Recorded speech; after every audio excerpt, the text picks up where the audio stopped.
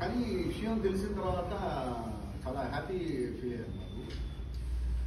ఎందుకంటే అసలు సహజంగా ఇండస్ట్రీకి ఒక ప్రొడ్యూసర్ రావడం అంటే వ్యాపారం చేయడానికి వస్తుంది. వ్యాపారం దానికి మళ్ళీ వేరే వేరే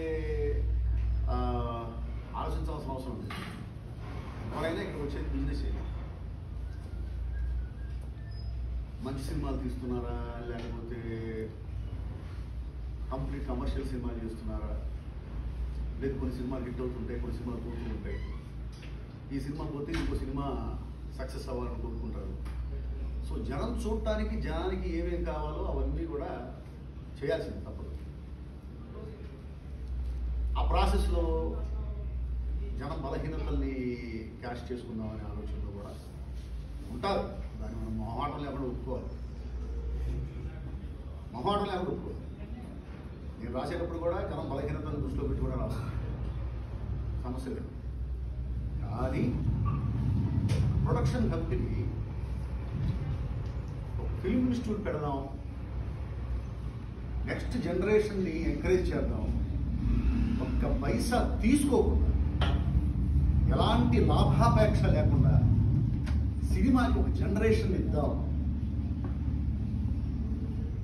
అకామిడేషన్ ఇచ్చి ఫుడ్ ఇచ్చి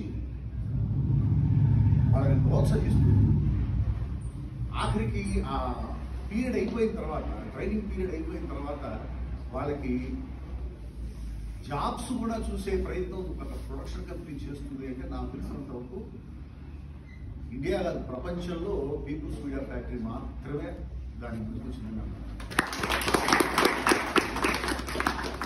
ఎవరు చేయరు.